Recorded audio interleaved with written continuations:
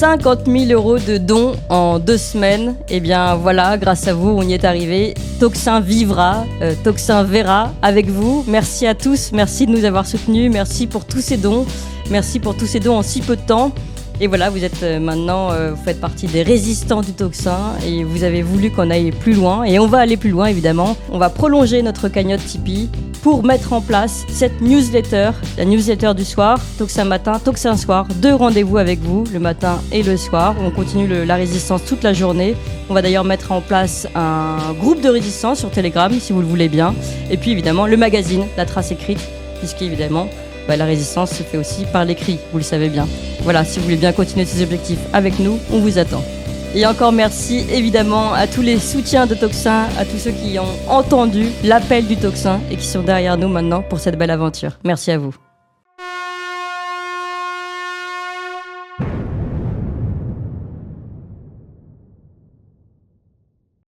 Nous sommes en corps à corps. On va parler justement tout de suite de ce qui se passe en Europe en ce moment. Je vais rappeler, il y a 1 an, Giorgia Meloni était élue présidente du Conseil pour sa rhétorique identitaire, anti-immigration. Et pourtant, au 9 septembre, le bilan de la lutte contre l'immigration illégale était au plus mauvais point. Je le rappelle, une augmentation de 103% des flux migratoires depuis janvier. Et ça, c'était avant les 10 000 débarqués de Lampedusa dans la semaine du 18 septembre. Donc voilà, politique de Giorgia Meloni. Échec cuisant sur la lutte contre l'immigration. Hier, le parti populiste, avant-hier d'ailleurs, je crois, oui, le parti populiste Smer SD en Slovaquie a remporté les élections législatives sur un programme dit anti-aide, surtout pro-paix en Ukraine. C'est une victoire qui inquiète Nathalie Loiseau. Tiens, je vous propose d'écouter Nathalie Loiseau, eurodéputée Renew, interrogée sur la question des élections en Slovaquie. Elle était sur France Info le 1er octobre. On écoute Nathalie Loiseau. C'est le pro-russe Robert Fico qui a remporté les législatives en Slovaquie hier. Il avait annoncé qu'il cesserait les livraisons d'armes à l'Ukraine s'il revenait au pouvoir. Est-ce que ça vous inquiète ? Ça m'inquiète. Et j'ai envie de dire partout en Europe, réveillez-vous. Ceux qui disent une extrême droite populiste, raciste, hostile aux minorités et pro-russe ne peut pas arriver aux portes du pouvoir ont intérêt à regarder ce qui se passe à Bratislava ce matin. Bien, même si en face, il y a eu un jeune progressiste qui a fait une très belle campagne, mais oui, il y a un risque. Il y a un risque pour ce pays, il y a un risque pour d'autres pays. C'est-à-dire que, vous savez, en 2019, on m'avait accusé d'avoir installé un match entre populistes et progressistes. Cette dichotomie. Bon voilà, Nathalie Loiseau qui dit il y a bien un risque pour ce pays, il y a un risque pour d'autres pays. Elle parle de la Slovaquie, elle est très inquiète. Et Pierre Moscovici rajouter victoire préoccupante, il l'a tweeté, victoire préoccupante en Slovaquie du Smer de Robert Fico, populiste pro-russe, champion de la désinformation, armé d'un discours social. Et il précise, et c'est ça qui est important pour nous, une réflexion sur l'avenir de l'Europe et sur l'avenir de la démocratie s'impose. Alors en général, quand il y a des réflexions sur la démocratie, ce sont plutôt des réflexions sur l'antidémocratie par ces parlementaires européens. Alors, quand Bruxelles joue contre la volonté du peuple, peut-on vraiment changer l'Europe de l'intérieur ? Ça a été le pari de Viktor Orban en Hongrie. C'est le pari de nos partis de droite, Rassemblement National, Reconquête. Eh bien, c'est aussi tout notre sujet du jour. Et on en parle avec nos 2 invités. Bonjour Thibaut Gibelin. Bonjour, merci de votre invitation. Et merci d'être avec nous en studio. Vous êtes auteur de ce premier livre, Pourquoi Orban joue et gagne. Et puis aujourd'hui, vous avez préfacé ce livre très important, Comprendre la stratégie hongroise aux éditions La Nouvelle Librairie. Je vais prononcer le nom de l'auteur, Balázs Orbán, c'est bien ça ? Balázs Orbán. Oui, donc Balázs Orbán, qui est le conseiller de Viktor Orban et qui explique comment joue justement Viktor Orban en Hongrie. Et nous sommes également avec Rémi Tell. Bonjour Rémi Tell. Alors, on va récupérer Rémi Tell. Rémi Tell, fondateur du collectif Peuple Libre, auteur de ce livre Le Vieux Témoin. Rémi Tell, vous êtes avec nous ? Je suis avec vous, Clémence. Ah, super. Alors, on va donc discuter de tout ça. Je vais me tourner vers Thibaut Gilbin d'abord, puisque vous avez vu, j'ai cité Giorgia Meloni. C'est vrai que son bilan au bout d'1 an n'est pas forcément positif si on prend ses annonces, ses promesses, et notamment cette promesse de lutter contre l'immigration. Là, on a dernièrement la Slovaquie. On se dit, il a été élu sur le fait qu'il va plutôt tenter d'arrêter les aides à l'Ukraine, etc. Mais on voit que ça fait peur aux dirigeants européens de Bruxelles. Alors finalement, est-ce qu'on peut vraiment réussir à changer l'Europe de l'intérieur ? C'était parti et le pari de Viktor Orban, lui, c'est le seul, finalement, aujourd'hui, le seul modèle qui a l'air de tenir la route. Est-ce que vous pouvez nous expliquer pourquoi et comment ? Alors d'abord, Viktor Orban, je ne sais pas s'il veut changer l'Europe de l'intérieur. Il veut que la Hongrie survive malgré l'UE. Et comme le disait votre précédent invité, la France n'avait pas le choix entre les États-Unis et l'URSS. Il fallait trouver une troisième voie. On ne pouvait être ni dans les bras de l'un ni dans les bras de l'autre. La Hongrie, elle aussi, n'a pas le choix. C'est un pays enclavé dans l'Europe continentale. C'est un pays qui a une proximité évidente avec l'Allemagne et donc qui est inclus dans cet hinterland germanique avec toutes les interdépendances que ça suppose et qui, par ailleurs, évolue depuis 400-500 ans entre trois grands pôles de puissance, la puissance germanique, la puissance turque, ottomane et la puissance russe. Dans cette situation, il faut aussi préciser que la Hongrie, c'est un pays de moins de 10 millions d'habitants. Et ce qui nous intéresse en tant que Français, c'est ce que la Hongrie fait à la mesure de ses leviers de puissance. Oui. Les Français peuvent, et je pense doivent être, beaucoup plus ambitieux et beaucoup plus radicaux que les Hongrois parce qu'ils en ont les moyens. On doit quand même se remémorer que nous sommes nous autres, Français et Hongrois, dans le même ordre civilisationnel européen depuis plus de 1000 ans, et que la France, elle a fondé l'Occident chrétien, que la Hongrie s'y est ralliée, que pendant de longs siècles, le royaume de Hongrie, qui était extérieur et indépendant à l'Empire, était tout de même satellisé à la puissance germanique, et que sur le plan intellectuel, la culture académique, de l'architecture, beaucoup de choses découlent de ce rayonnement germanique, alors que le roi de France, lui, était empereur en son royaume, et que le royaume de France était même le cœur de la chrétienté pendant longtemps. Oui, vous dites la Hongrie joue finalement avec les moyens qui sont à sa mesure et avec ses propres leviers. Quels sont ces leviers finalement aujourd'hui ? Alors, c'est le levier le plus précieux, c'est l'unité culturelle et le sentiment de l'appartenance nationale qui a été sédimenté au fil des siècles et qui fait de la Hongrie un peuple très politique. C'est la capacité à ce que Jérôme Sainte-Marie a appelé le bloc populaire, à générer sa propre élite et donc à avoir une élite qui se sent redevable envers le peuple. Et pas, comme c'est le cas malheureusement en Europe occidentale, qui est quand même très associée à ces anywheres, cette élite détachée de tout enracinement.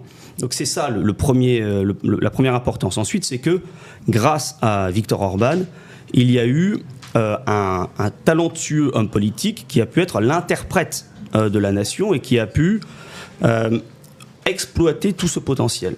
Ça, c'est quand même très important. Et puis ensuite, l'homme providentiel, celui qui manque tant en France. Alors, c'est évident. Alors, je dirais plutôt que oui, il faut, même s'il y a une culture politique et un peuple qui permet cette émergence, il faut qu'un homme personnifie ce changement politique, cette culture politique. Voilà.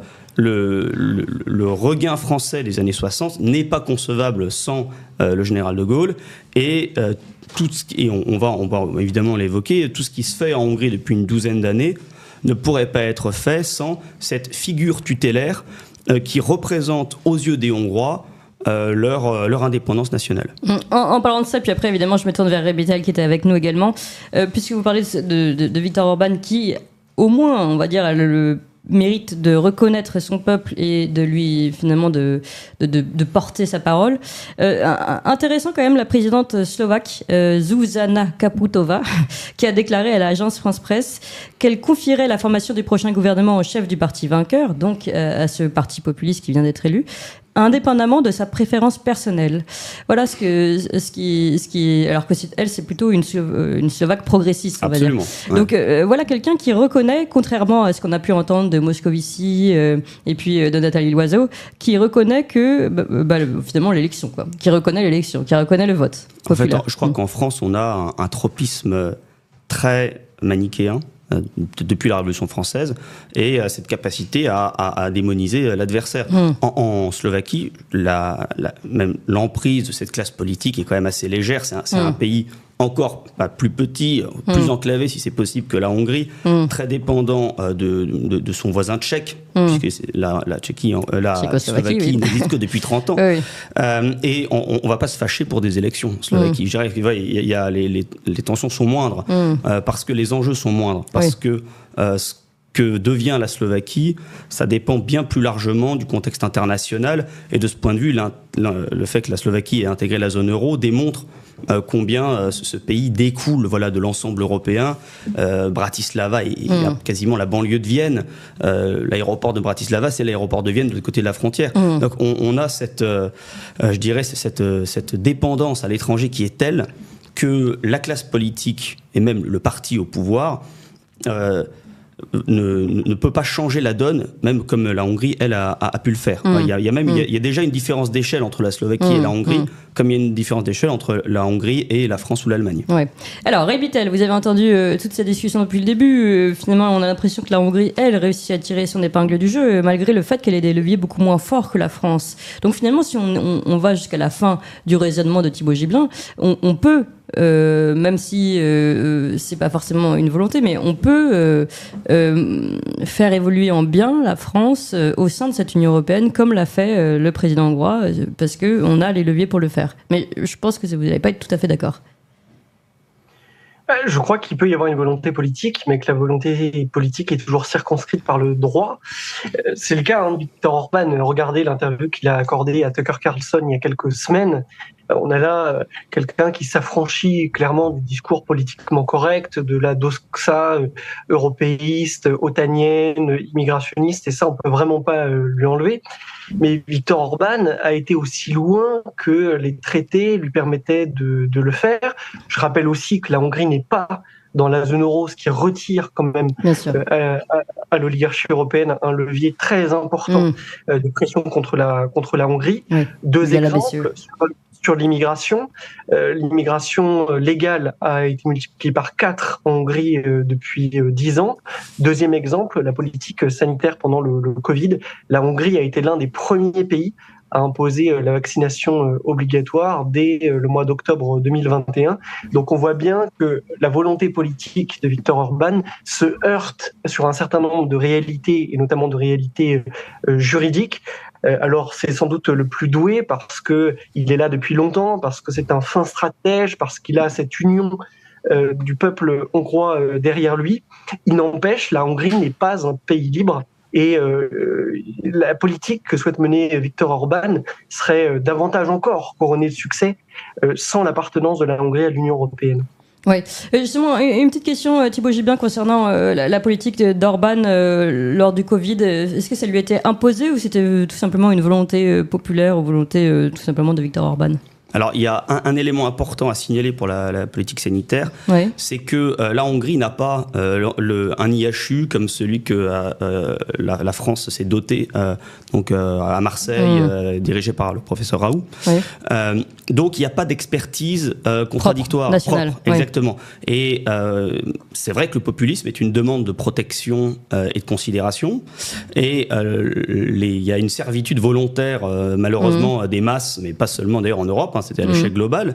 Et la Hongrie a joué la rhétorique de la protection, donc de la restriction de liberté. Et quant à l'expertise médicale, il n'y avait pas d'alternative. Alors, ce qu'a fait la Hongrie... Ce que vous voulez dire, c'est que ça ne venait pas forcément de l'Europe, d'au-dessus, c'était une volonté propre du pays, en tout cas du peuple, vous pensez ? Ou je dirais que c'était une absence c'était une carence fondamentale dans les outils de puissance, ce qui fait que...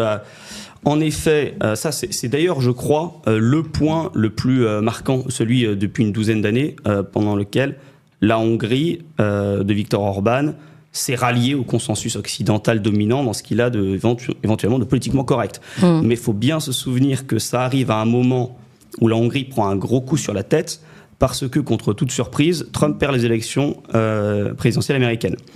Et la Hongrie perd son principal allié dans le monde occidental. Et donc, à ce moment-là, il y a un choix qui est fait, qui est de pas bouger là-dessus. Voilà. Et sur les questions de l'immigration, le fait que finalement la Hongrie n'ait pas réussi, enfin x4 nous expliquait Rémy Tell, qu'elle n'ait pas réussi à lutter vraiment contre. Bah oui, parce que rappelons encore une fois l'histoire de Giorgia Meloni. On a dit plus 103% en un an. Alors c'est pas la même immigration. Ce qui est intéressant, c'est que d'une part, ce qui se passe en Italie depuis quelques semaines, et puis d'ailleurs depuis un an que Giorgia Meloni est aux affaires. En un an, plus 103%, absolument. Plus là, on n'a même pas compté les 10 000 qui viennent d'arriver. Donc en effet, on a les chiffres explosent. Donc c'est une submersion absolument catastrophique. Et on est sur de l'immigration illégale criminelle. Oui. C'est ce que Viktor Orban a affronté en 2015. Ce qu'a fait Viktor Orban, c'est déployer les forces de l'ordre, créer de nouvelles forces de police, déployer une barrière et empêcher strictement l'arrivée de ces personnes. Et Viktor Orban disait, depuis que la Libye n'est plus un État, il faut que les forces armées européennes prennent pied sur le sol libyen et arrêtent les migrants sur le sol libyen et organisent ensuite la fermeture du Sahel. Et à l'échelle de ce que peut faire la Hongrie, qui a déployé ses forces pour tenir une frontière terrestre.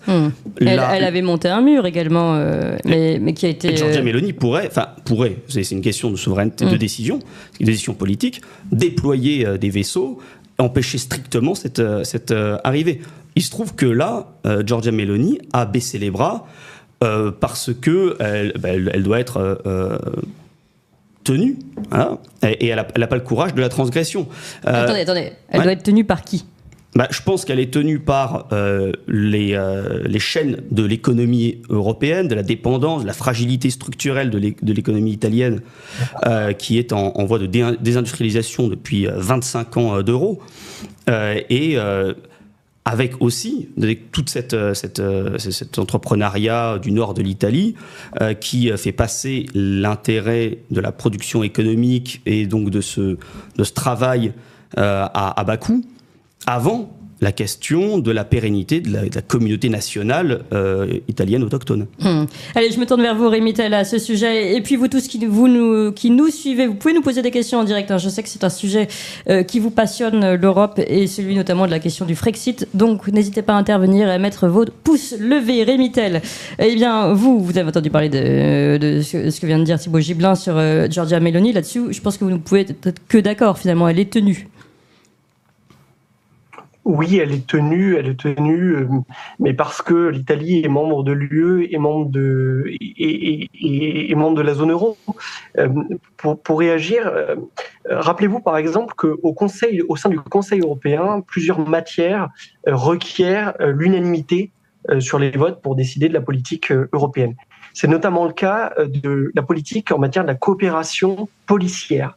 Donc vous voyez bien comment sur le volet migratoire, on contraint en fait les États pour agir à obtenir donc une majorité au sein du Conseil européen et cette unanimité au sein du Conseil européen, et cette unanimité ne sera jamais atteinte sur une question par exemple comme celle de l'immigration. Alors pour des raisons géographiques, la Hongrie conserve une forme de contrôle sur sa frontière, mais par exemple pour le cas de la France, ce serait beaucoup plus compliqué parce que ça nécessiterait une coopération très étroite, ou plutôt des règles nouvelles entre la police italienne et la police française, et pour ça il faudrait l'unanimité au Conseil européen. Or cette unanimité ne viendra jamais.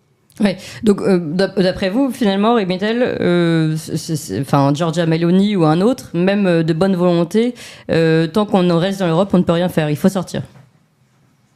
Oui, encore une fois, il y a la volonté, il y a les hommes, il y a leur discours, et puis il y a le contexte dans lequel tout cela s'inscrit. Et la réalité, c'est que on ne peut pas retrouver la maîtrise de son destin, en particulier sur la question migratoire, parce que c'est celle qui occupe un peu l'actualité depuis quelques semaines, au sein de l'Union européenne. Sur l'immigration, vous vous rappelez, il y a 2 directives, Clémence, une directive de 2003 pour l'interdiction du regroupement familial, c'est-à-dire que les États aujourd'hui ne peuvent plus revenir sur le regroupement familial, Et puis il y a une directive de 2008 qu'on appelle parfois la directive retour, c'est-à-dire que quand un État arrête un clandestin sur son sol, il doit, si c'est la première fois, le laisser repartir et lui donner 1 mois pour quitter le territoire de l'Union européenne de son plein gré. Et ça, un pays par exemple comme la Hongrie est tenu au respect de ce cadre réglementaire-là, quand bien même il y a une volonté politique à sa tête de lutter contre l'immigration illégale. Oui.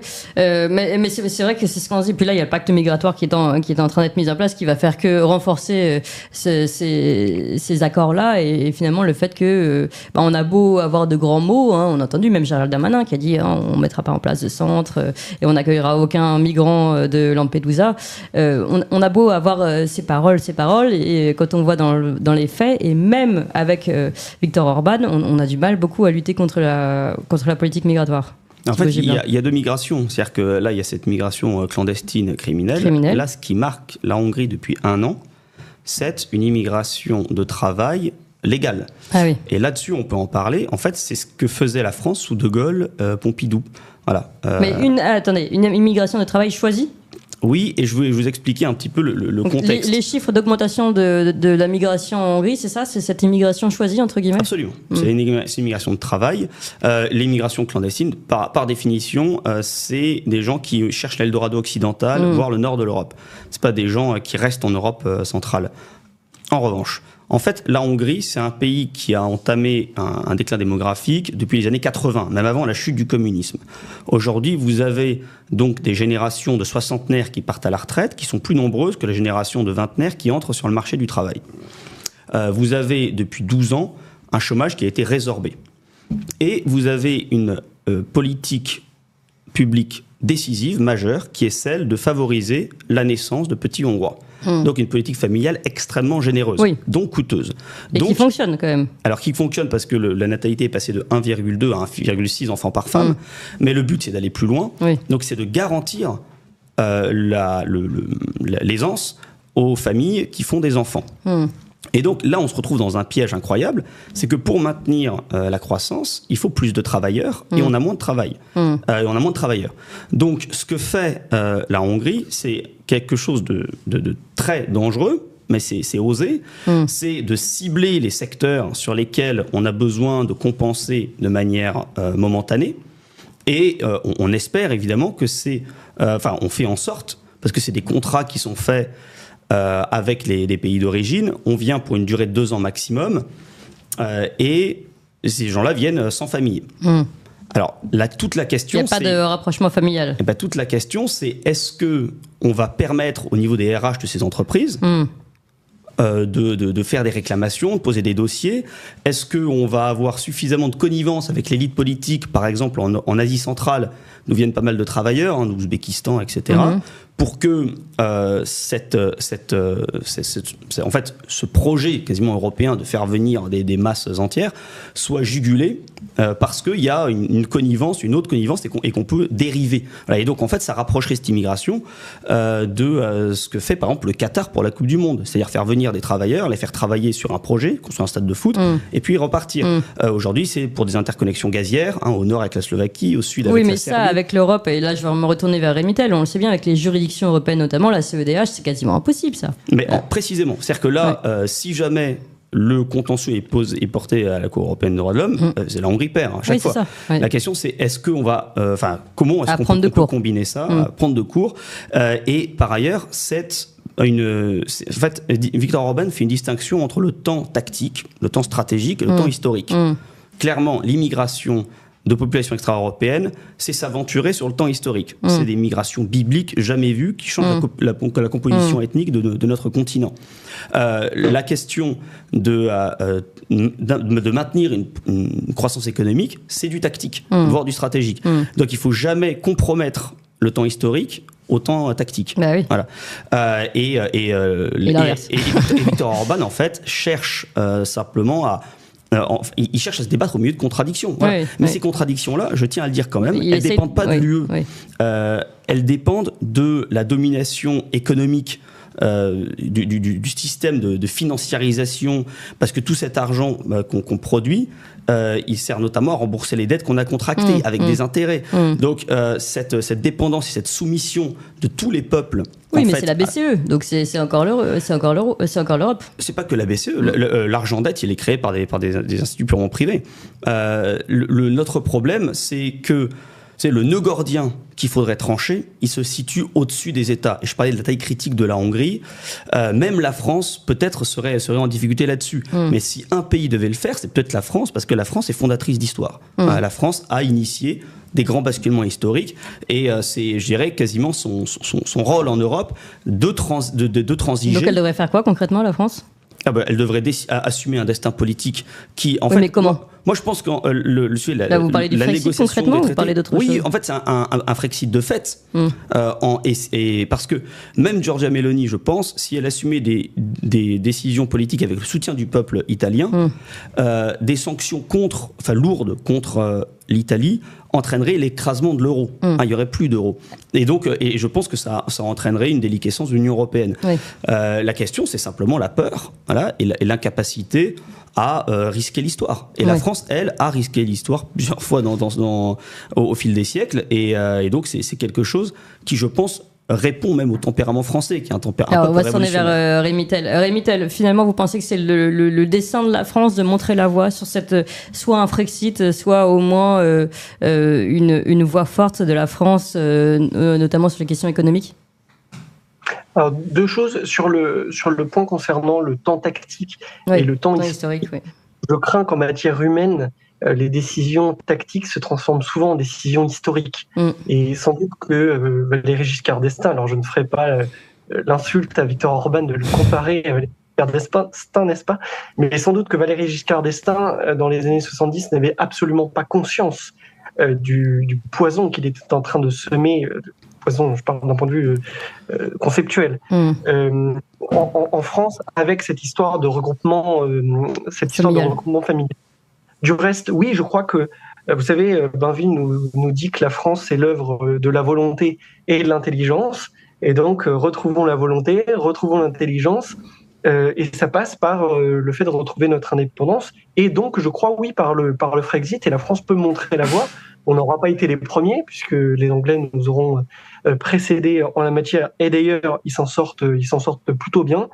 Mais je crois que quelle que soit la direction politique qu'on prenne par la suite, on avancera mieux si on n'a pas les pieds et poings liés, si vous voulez.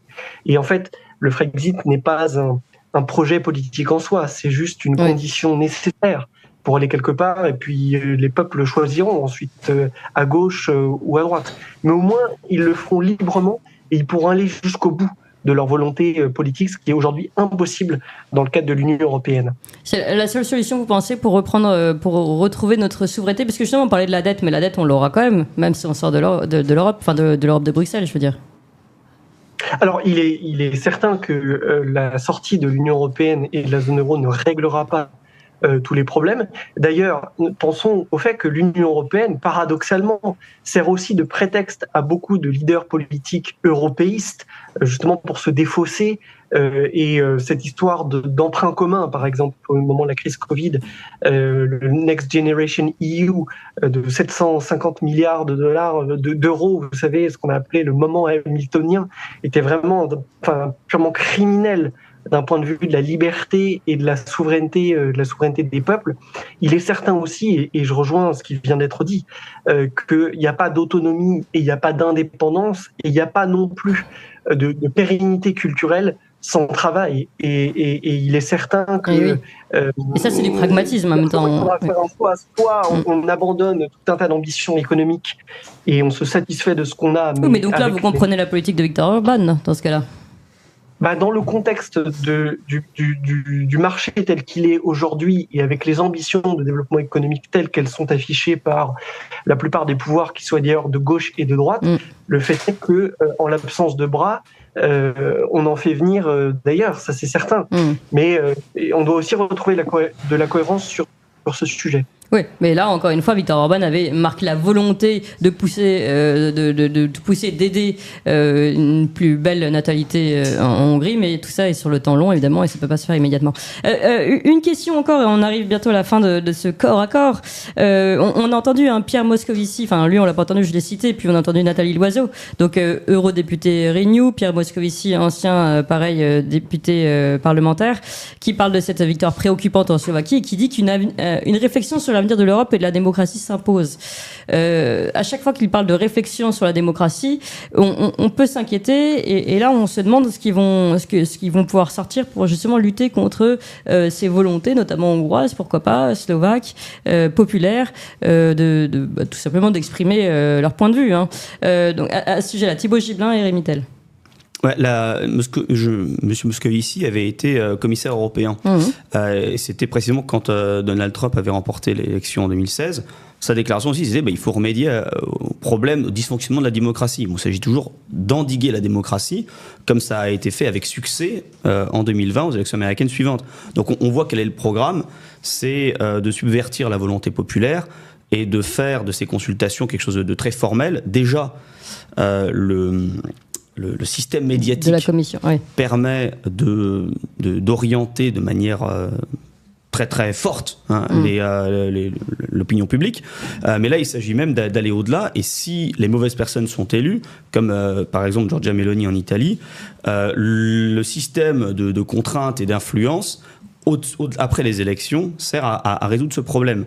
Aujourd'hui on voit qu'il y a un mélange de vulnérabilité et de brutalité dans ce système. C'est-à-dire qu'un pays de 5 millions d'habitants mette en tête avec 24% des suffrages exprimés un social-démocrate qui n'est pas un va-t-en-guerre en Ukraine, qui pense qu'il n'y a pas de quota d'immigration qui soit acceptable pour son pays, cette réalité, ça donne de l'urticaire à ce parti du centre, cet extrême centre. Bon, je crois que ça dénote une certaine nervosité.